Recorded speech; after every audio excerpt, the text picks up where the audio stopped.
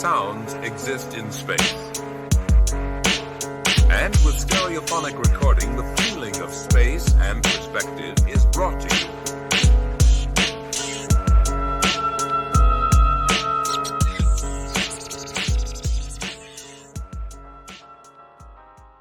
Hello and welcome to another album review on this channel. My name is Josh, and for today I'm going to be reviewing the album Pod by the band The Breeders. The Breeders are an alternative rock band from Dayton, Ohio that was formed in 1989. Kim Deal from the alternative rock band Pixies and Tanya Donnelly from the alternative rock band Throwing Muses formed The Breeders in 1989 as a side project alongside their full-time band gigs. In 1990, they added bassist Josephine Wiggs from the alternative rock band The Perfect Disaster and drummer Britt Walford from the post-rock band Slint, and recorded their debut studio album Pod.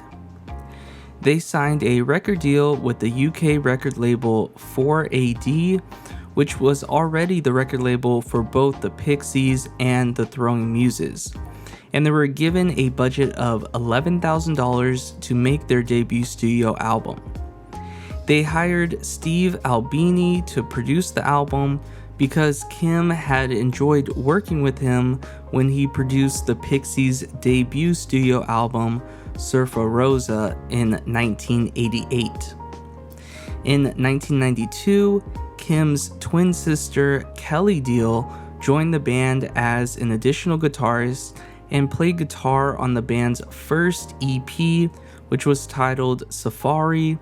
Also in 1992, both Tanya Donnelly and Britt Walford left the band, and Jim McPherson joined the band as the new drummer.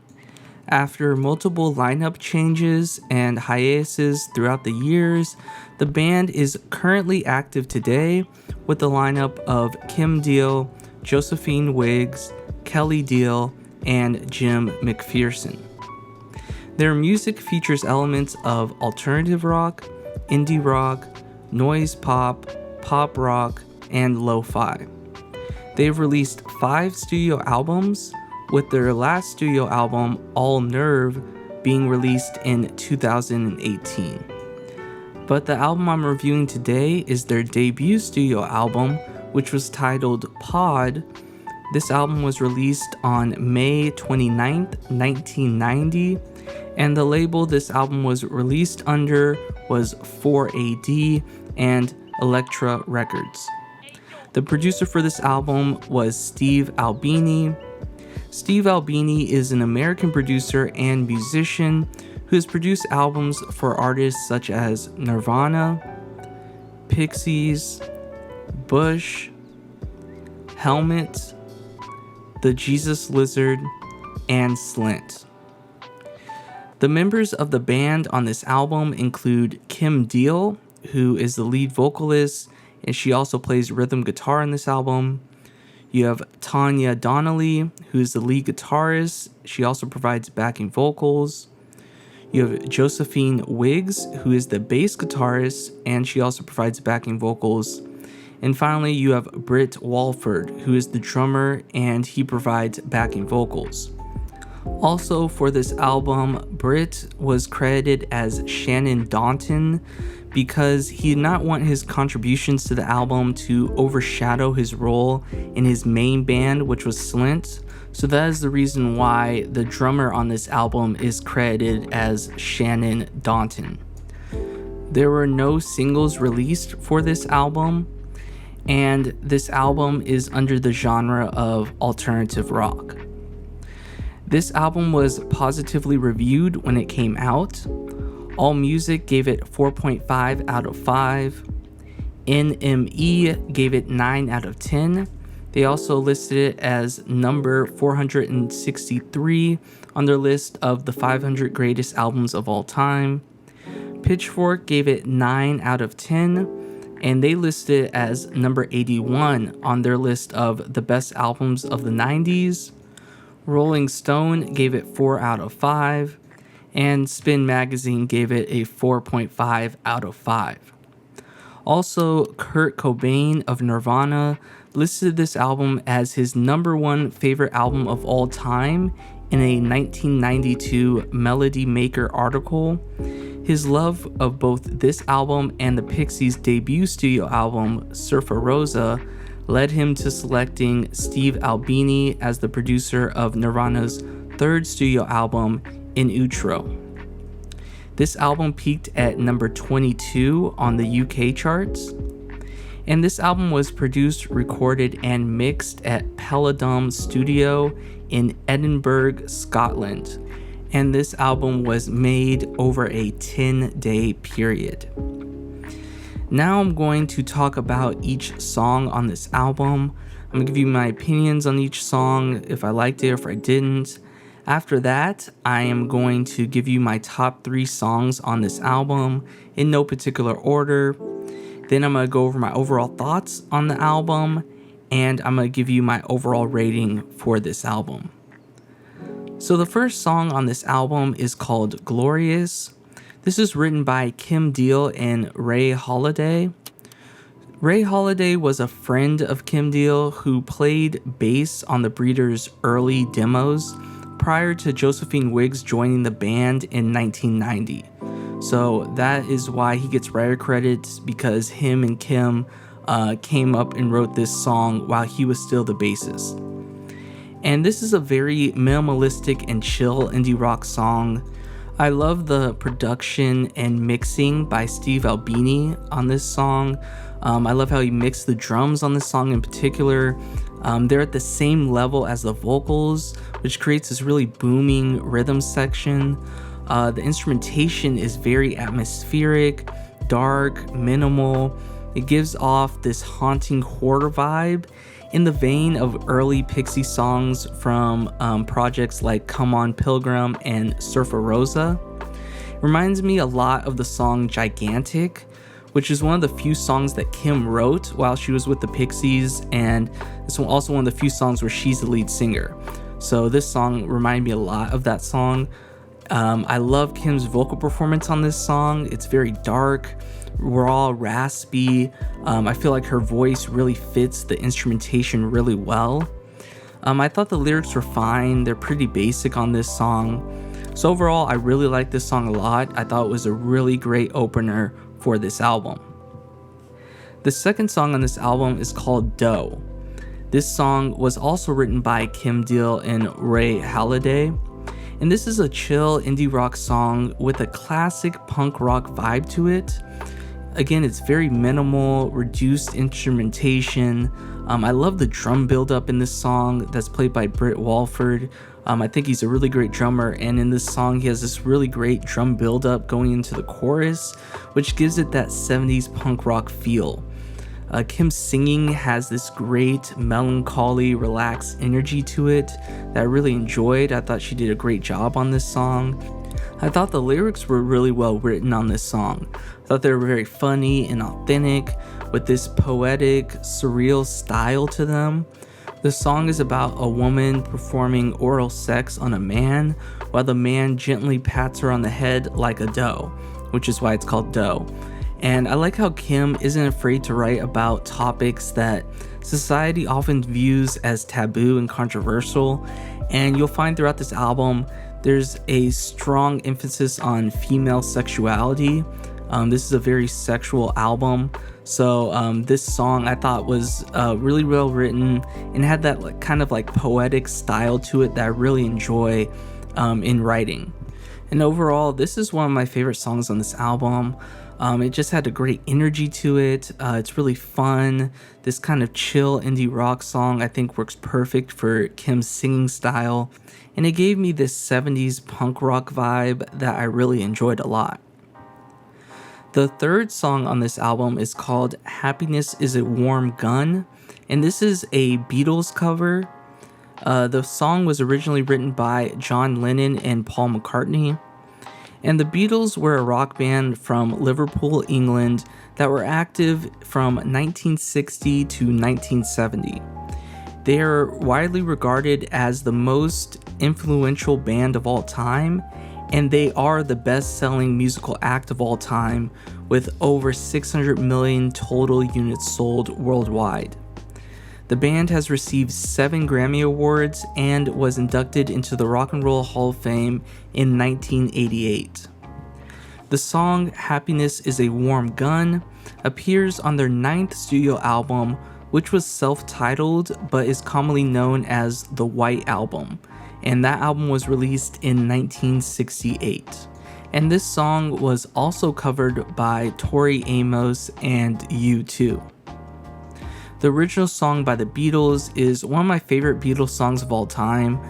My favorite era of the Beatles was during this period where they were more of a studio band. They stopped touring live and they started experimenting with their sound. And I feel like the White Album was, when they really hit their stride doing that style. And this song in particular, I've always loved. I just love the creative choices that they chose in this song, just the tempo changes and the stylistic changes of this song. I just always thought this was a really, really cool song by the Beatles. In this cover, I just love the instrumentation on this cover.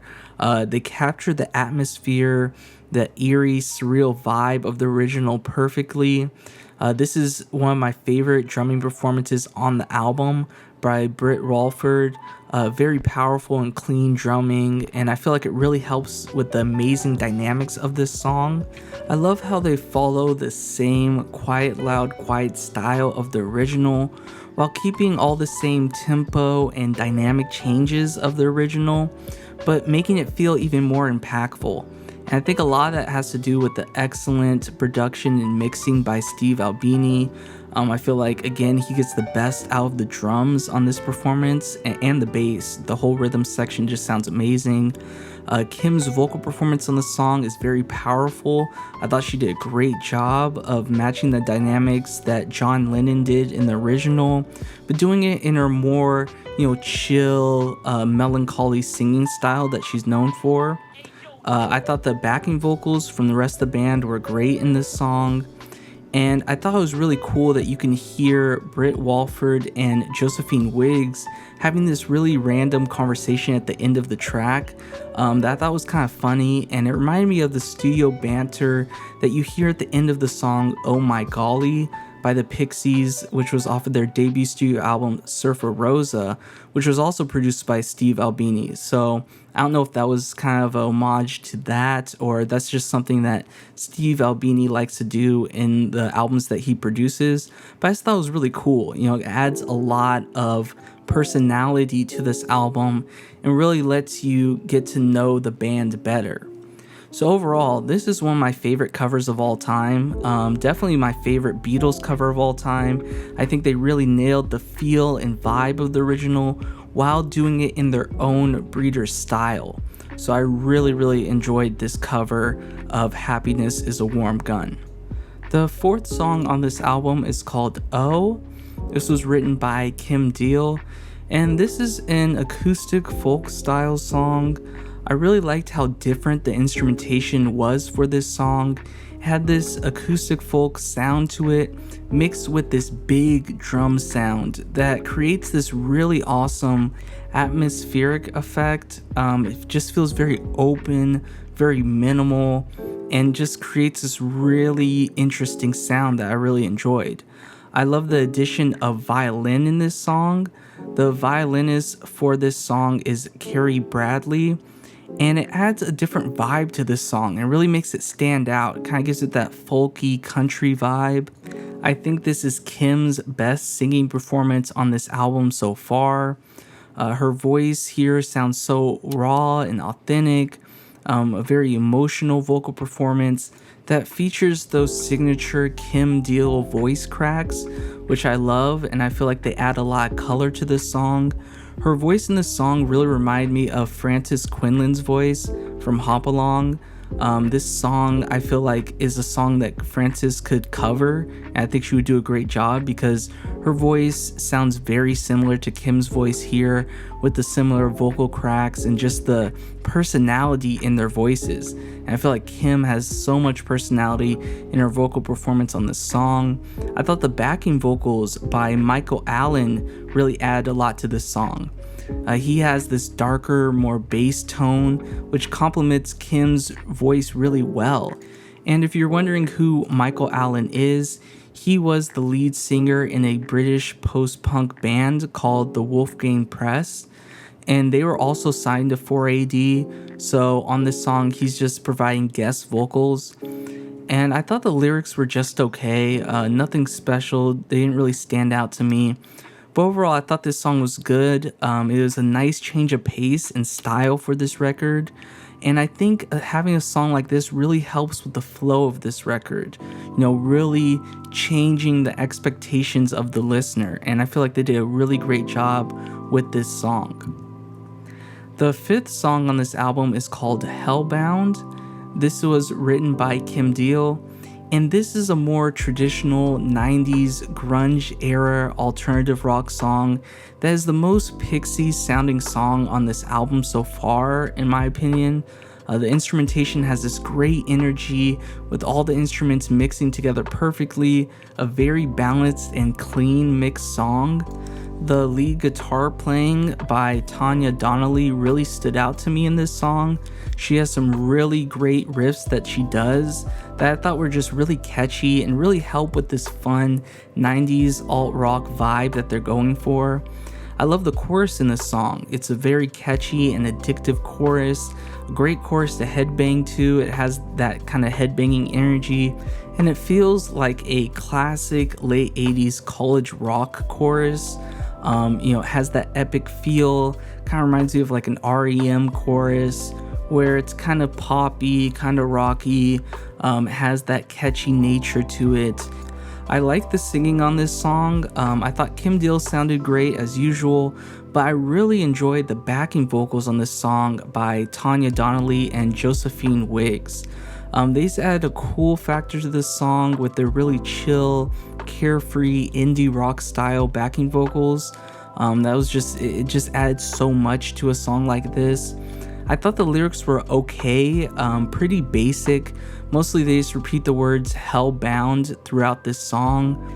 And the song is about a fetus that survives an abortion attempt, which is a pretty dark and morbid subject, even for Kim Deal's, very surreal, sarcastic, melancholy writing style.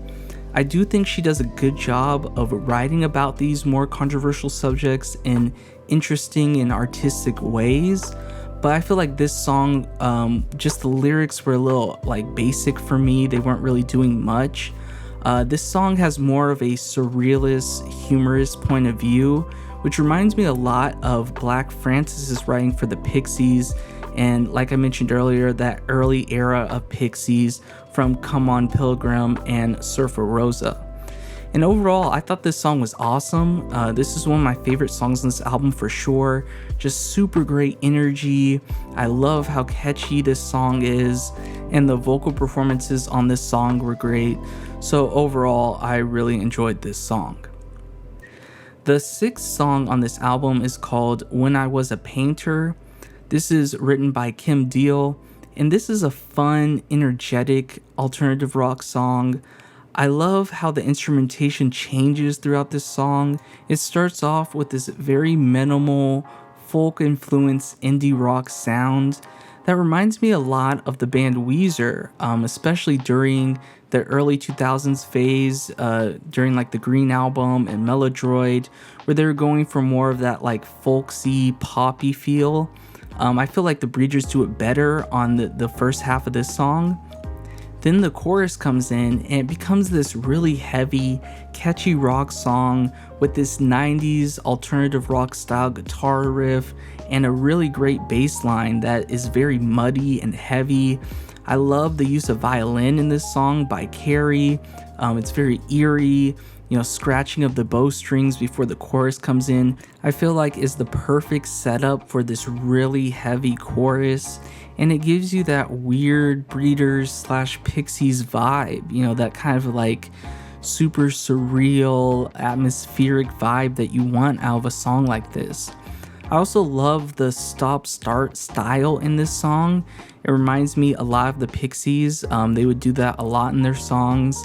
I also like how this song ends with about a minute-long instrumental section, which is the first time in this album where they ended a song this way. So I like that they're switching up their style, and I really enjoyed the instrumental section. I thought it was really catchy and fun, and just a really cool way to end the song. Kim's vocal performance on this song is really interesting. So during the verse, she has this really sweet, almost childlike vocal performance to match the more minimal instrumentation. And then during the chorus, her voice becomes very raw and gruff and heavy to match that instrumentation. So I just really like how her vocal performance matched the instrumentation changes in the song really well. And overall, this is one of my favorite songs on this album. I just love how weird and different this song feels with all the tonal shifts, and just has that classic kind of strange Breeders vibe that I want out of a Breeders song. So I feel like this is the perfect song for fans of the early era of the Pixies, where they were doing that more like weird, experimental alternative rock sound.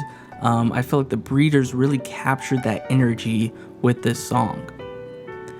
The 7th song on this album is called Fortunately Gone. This was written by Kim Deal, and this is a very chill, catchy indie pop song.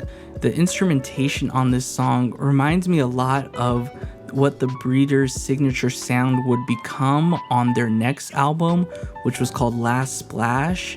And that album has more of like a lighter indie pop influence to it than Pod does, which, Pod, the album I'm reviewing, is much more darker and heavier. So this song has a much more lighter feel to it. Kind of reminds me of the song Driving on 9 by the Breeders off of Last Splash. It also reminded me of like Yola Tango. It kind of gave me that same kind of vibe. I like the simple instrumentation with Kim's vocals really getting a chance to shine. I found the song to be very catchy, very relaxing, but I think it lacks some of that Breeders weirdness that I feel like it could make the song even better, especially coming off the last song, which was really kind of like weird and experimental. I feel like this song was a little safe. I like him singing in this song. It's very soft and chill, relaxing vocal performance. I like the lyrics in this song. This song is about a woman who has died but continues to obsessively watch over her lover even after death. And I think it's just a cool concept to write a song about, and I found the writing to be very poetic and clever by Kim. So overall, I like this song.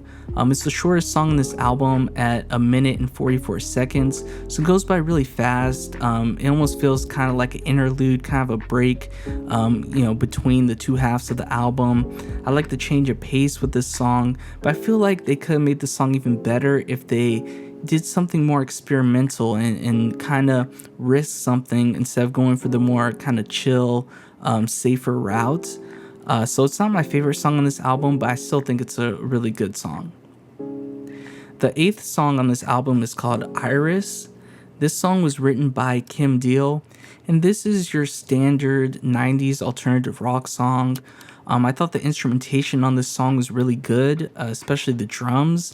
Very powerful and driving energy throughout the song, while still having those minimal instrumentation sections where the track is allowed to breathe. This band and the production by Steve Albini, they do a really great job of allowing tracks to breathe and just having open air in tracks and feeling very spacious. So I feel like this song does a great job of going between the more powerful kind of rock, alternative rock sound to the more, open sound that they have. I like the chaotic, dark, surreal instrumentation on this song. The lead guitar in this song is very heavy, gives this song a horror vibe that I really liked. I also like how loud and heavy this song gets by the end. It's such a tonal shift from the previous song, Fortunately Gone, which was such a softer a song. So kind of doing that tonal shift, I feel like really helps the flow of this album. It kind of gives you a change of pace. I thought Kim's singing in this song was really expressive and emotional. She has a very dark, grueling vocal style that she uses, which I think really helps with the dynamics between the loud and the soft sections. I love the way she sings the chorus for the song in only a way that Kim Deal can. It kind of really shows off what makes Kim Deal so special in terms of her vocal performances. She has so much personality and uniqueness to her vocal performances, and that really shows when she's singing the chorus to the song. Lyrically, this song is about a pea pod flowering and then getting ripe and stinky, which Kim has said is a reference to the common surrealist point of view of associating women with fish. And I like the lyrics to the song. They're very cryptic and surreal, giving off these gothic horror vibes that I feel like fits the general theme of this album. And overall, I like this song a lot. It's one of the darkest and heaviest songs on this album. I think it's a perfect follow-up to the last song, Fortunately Gone, which was one of the lightest songs on this album. So, it really keeps your ears active and just interested in what's gonna come next. So I feel like they did a really great job with this song. The 9th song on this album is called Opened. This was written by Kim Deal, and this is a high energy alternative rock song. I love the instrumentation in this song. The drums are so heavy on this mix, especially the kick drum is just booming throughout this song, really helping drive this energy. Amazing production and mixing by Steve Albini. I can't say enough just how impressed I am with his mixing and production abilities just to get so much out of the drums and the bass. This song has one of my favorite bass performances on this album by Josephine Wiggs. I feel like she kills her bass parts, really catchy riff, and just again helps with the energy of this song. The guitars are really loud and heavy in this really fun 90s alternative rock style that I feel like fits this song perfectly. I love how unique this band sounds, and this song I feel like is a perfect example of that. They're taking that, formulaic 90s alternative rock / grunge sound, and they're making it into their own breeder style. And the instrumentation is just so catchy and fun with so much energy. Reminds me a lot of the song I Bleed by the Pixies off of their second studio album Doolittle, which is one of my favorite Pixie songs of all time. I love that song, so obviously I'm gonna love this song, which has a very similar sound to that. I love Kim singing on this song. It's very minimal and emotionless. It gives this song this really dark and emo vibe, which is such a great contrast to the high energy, fun instrumentation. Again, remind me of the song I Bleed, where you have, this very kind of like gothic horror theme, but just the instrumentation is just so much fun. Lyrically, this song is about a recurring sex dream that the drummer Britt Walford was having at the time. And I really like the lyrics in this song. They're very simple and abstract. They have this nonsensical, surreal, psychedelic quality to them, which I feel like sounds amazing with Kim's vocal performance. Very poetic and just interesting overall. So overall, this is one of my favorite songs on this album. Super fun, energetic, alternative rock song in that breeder style, and just amazing production by Steve Albini, one of my favorite produced songs on this album. The 10th song on this album is called Only in Threes. This was written by Kim Deal and Tanya Donnelly. And this is an indie rock song with indie pop and indie folk influences. I like the instrumentation on this song. It's very minimal with that signature stripped down open breather sound where the drums are front and center on the mix. Really great drumming performance by Britt on this song. I like the distorted, chaotic lead guitar playing by Tanya Donnelly. It really adds to the atmospheric vibe of this song. I thought the chorus was really catchy and had a great rhythm and energy to it. Kim has a more chill, sensual vocal performance for this song, which I really enjoyed. I think it fits the lyrical topic of the song really well, which this song is about a threesome between a man and two women, and the lyrics are very poetic and cryptic. So, you don't really know right away what this song is about. But I thought the lyrics were okay. I feel like they fit the overall, very sexual theme of this album well. And overall, I like this song. I really enjoyed the atmospheric vibe that this song gave off, especially with Kim's vocal performance. And I just thought it was a good song overall. The 11th song on this album is called Limehouse. This was written by Kim Deal, and this is a fun, catchy indie rock song. I like how this song starts with this really distorted lead guitar riff that was really basic, but had this really catchy melody to it that I enjoyed. I feel like it fit really well with the rest of the instrumentation in this song, which was really driving this song along. I really liked the bass line in this song. It was really catchy and it had this pop rock feel to it that I really enjoyed. I also really enjoyed the syncopated, slightly late timing on the chorus that the rhythm section does, which gives it that swing feel that, reminds me a lot of hip hop drums from the time in the 90s. I just feel like that adds just a lot of character to the instrumentation. And this is another really short song at less than 2 minutes long, so it kind of gives you that burst of indie rock, fun energy that you're looking for without overstaying its welcome.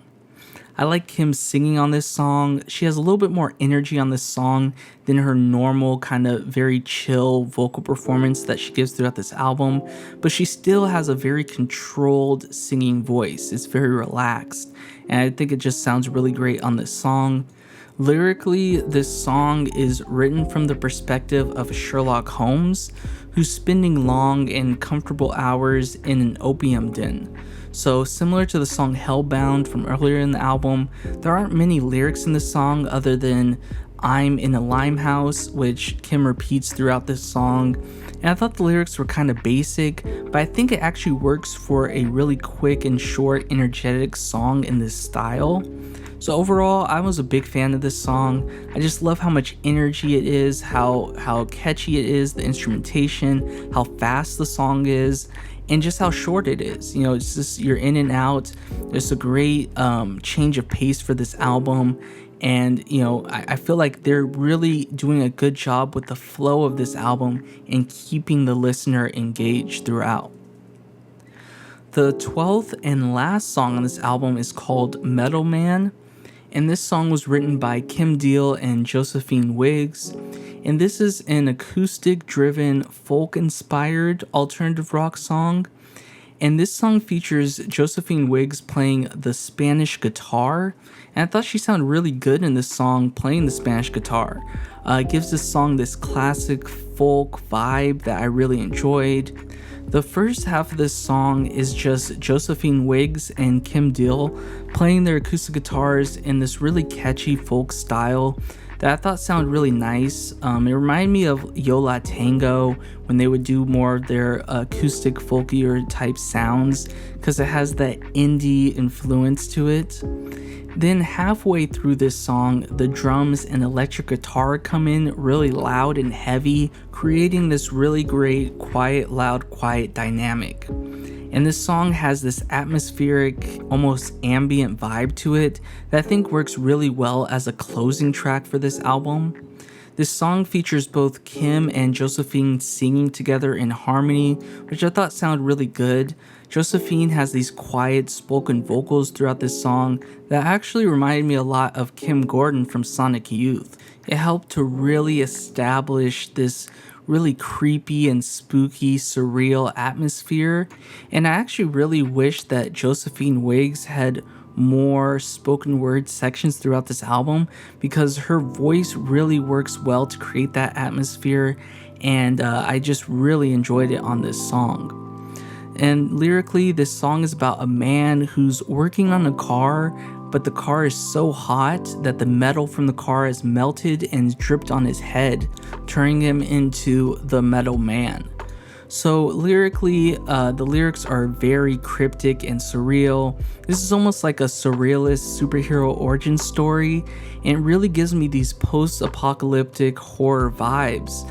And I just really like just the lyrics and the singing styles working together to give this really strange and weird Breeders vibe that I just really enjoyed. So overall, I really enjoyed this song. This is a song that definitely grew on me the more I listened to it. After the first few listens, I thought it was okay, but the more I listened to it, the more I really appreciated how they created this atmospheric setting and really made you feel like you're in this post-apocalyptic kind of horror setting, the end of the world atmosphere. And I just feel like it works so well as an ender for this album, which this is a very dark album. And I really like when artists in their albums with their more atmospheric style songs, because it allows you to reflect on the album you just listened to. It allows you to really understand the theme and concept that the artist was going for. And I feel like the Breeders did exactly that by having this song be the end of this album. Now I'm going to talk about my top 3 songs on this album, and this is in no particular order. The first song for me is Happiness is a Warm Gun, which was the Beatles cover that they did on this song. It was the 3rd track, and this is one of my favorite covers of all time. I just love the drums on this song. I feel like they just sound so great. I feel like the band perfectly nailed the vibe and the atmosphere of the original while maintaining their own sound and keeping that signature Breeders weirdness that I really enjoy. So this is definitely one of the most underrated covers of all time. I feel like not a lot of people talk about this cover or bring it up or even know this exists, but this is definitely one of my favorite Beatles covers of all time and one of my favorite songs on this album. The second song for me is Hellbound, which was the 5th track on this album. For me, this is the most traditional radio-friendly style song on this album. I feel like if they were gonna have a single for this album, they would use this song. And even though this song wasn't a single, they actually recorded a music video for this song. And for me, this is like the best of that 90s alternative rock sound that you would get from songs like Smells Like Teen Spirit. It gives me that same vibe, but it's done with Kim Deal singing and in the Breeders' really interesting style of instrumentation and the amazing production of Steve Albini. So it's really like the best of that 90s grunge sound. And I really just enjoyed just how fun this song is. It's just super interesting, super artistic.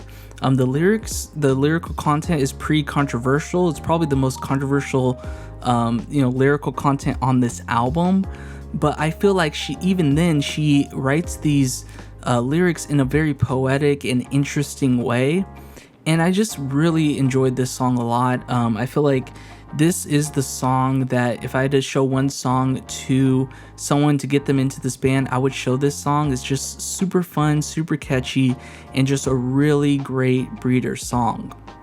And the third song for me is Opened, which is the 9th track on this album.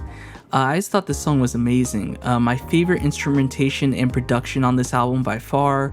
The drums sound amazing on this song.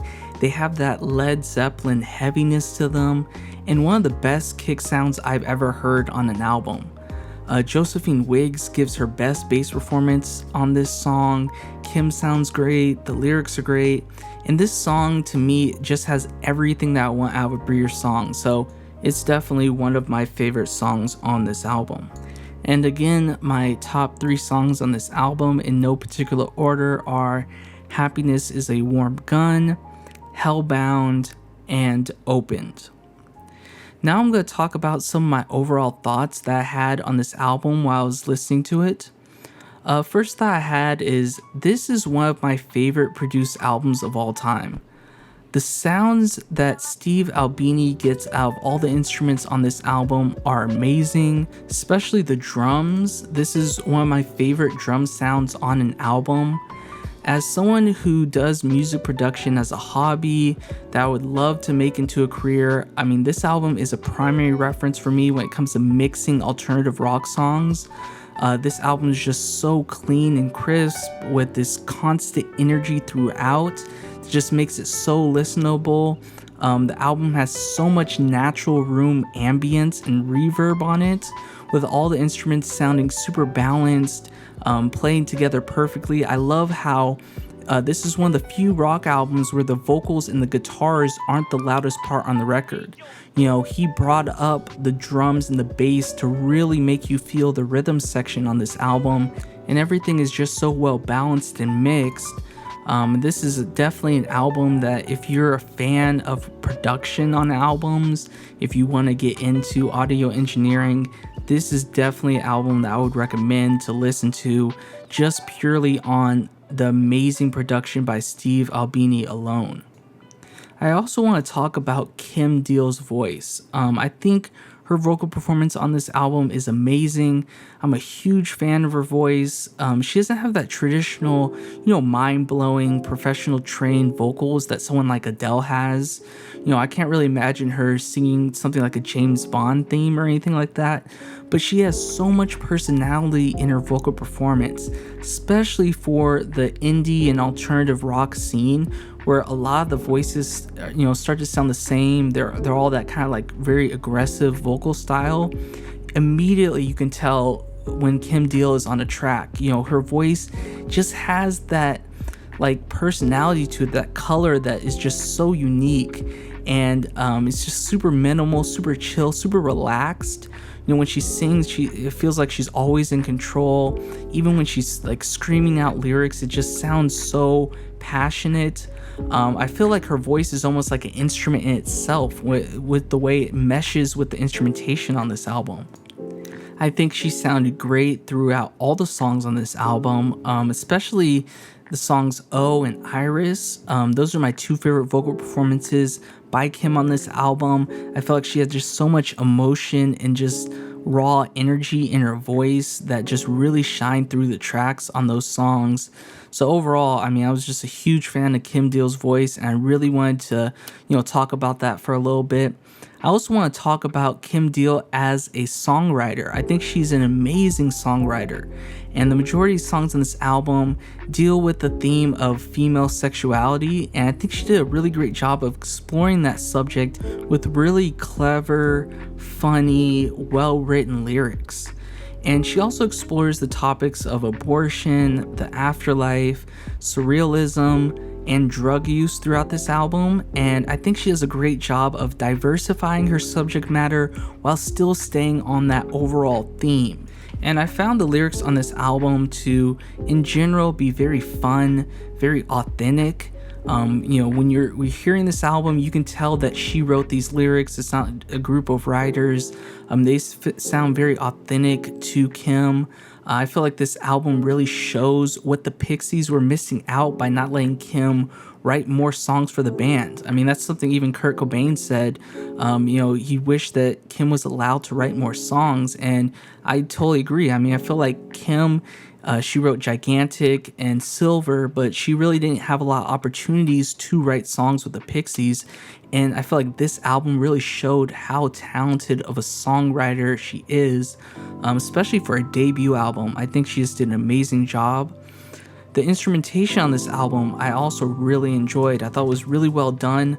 I think specifically Britt Walford on the drums sounded really great on this album. I think Josephine Wiggs had some killer bass lines on this album. And Tanya Donnelly had some really creative lead guitar riffs. There's not some like crazy mind-blowing solo on this album by her, but just some of her counter melodies and guitar riffs I really enjoyed on this album.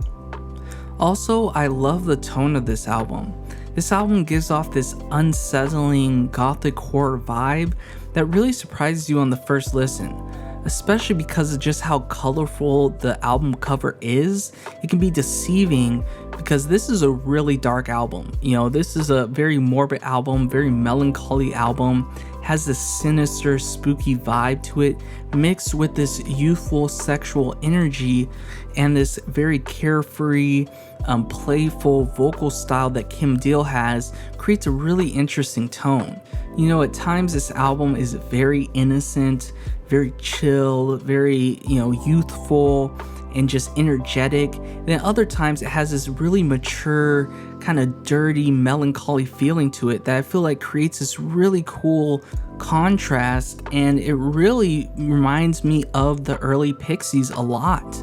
This is a true surrealist mindfuck of an album, and I really feel like the Breeders never captured that same tone again in their future work as they went to the more pop and folk influenced sounds.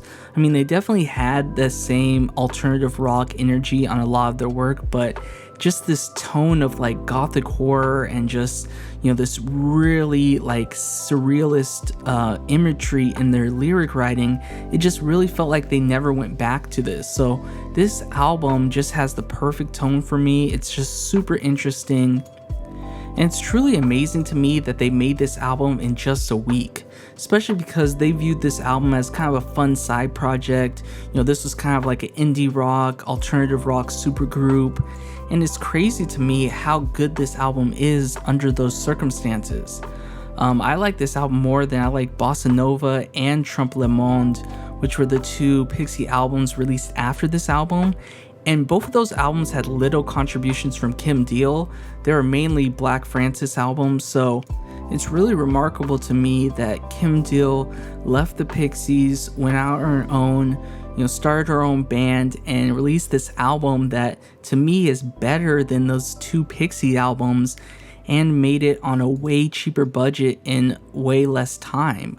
Now, of course, this album didn't sell as well as those Pixie albums, but I just feel like this album, at least artistically, made such an impact on me and a lot of music going forward, because Kurt Cobain was heavily influenced by this album, which led him to hire Steve Albini to be the producer on In Utero, and it led him to invite the Breeders to open for Nirvana on tour.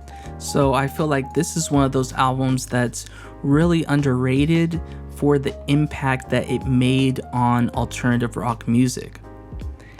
And now I'm going to give my overall rating for this album. I give this album 5 out of 5. I absolutely love this album. This is one of my favorite albums of all time, and I knew as soon as I started this review channel that I wanted to review this album and really give it the shine that I feel like it deserves, because I feel like this is a really underrated album that not a lot of people talk about. Even people who are aware of the Breeders, a lot of times they talk about Last Splash, which was their follow-up album to this that was more of a commercial hit and had much better sales. But for me, this is probably in my top 5 albums of all time, especially at only 30 minutes long. This is a very easy album for me to listen to, and it's just one of those albums that once you hear it, you want to hear it again. It just has great flow to this album. The track list order I feel like is perfect. Each song feels like it's in its right place. And even if you aren't a fan of this band or this genre of music, I feel like this album is still worth a listen just to hear the amazing production and sound quality of this album. And I just find it so interesting because the Breeders would go on to create more lo-fi sounding albums and kind of gain that more lo-fi indie sound, especially when the Breeders were on a hiatus in the mid-90s and Kim Deal started the band The Amps, which were a spin-off of the Breeders, and they released only one album, which was called Pacer, and I'm a huge fan of that album, but that album's almost the exact opposite, because that album's just so lo-fi and just gritty and just staticky. And this album is just super clean, super well mixed, super balanced, and it really is production-wise a one-of-a-kind album for me. It blew my mind when I discovered that they made this album on an $11,000 budget in a week, which I think is just amazing, and it really shows me just how talented and creative this band really was. And now I'm going to talk about who I would recommend this album for. This is where I list some artists that I feel like if you're fans of these artists, then you'll probably get some enjoyment out of this album, just because I feel like these artists make music that is similar to the music that you will hear on this album. And first, I would recommend this album to people who are fans of classic artists like Pixies, Hole, Pavement, The Lemonheads, Throwing Muses, and The Amps. These are bands that came out around the same time period that this album came out, and I feel like if you're fans of these bands and you haven't listened to this album yet, I feel like you really would enjoy this album. I feel like these bands make similar styles of music that the Breeders made, especially on this album in particular. So if you're fans of these bands, I recommend that you give this album a try. I would also recommend this album to people who are fans of more modern artists like Lucy Dacus, Courtney Barnett, Snail Mail, The Beths, Hop Along, and Remember Sports. These are more modern artists that I feel like if you're fans of these artists, you'll probably enjoy this album, as a lot of these artists, the music that they're making is very similar sounding to the sounds on this album, and I feel like listening to this album would be a great introduction to the origins of the indie rock and alternative rock sounds of the 90s that a lot of these modern bands are influenced by when they create their music. And that does it for today's album review of the album Pod by the Breeders. I want to thank everyone for watching. Hope you all enjoyed and have a great day. Peace out. In nature, sounds exist in space.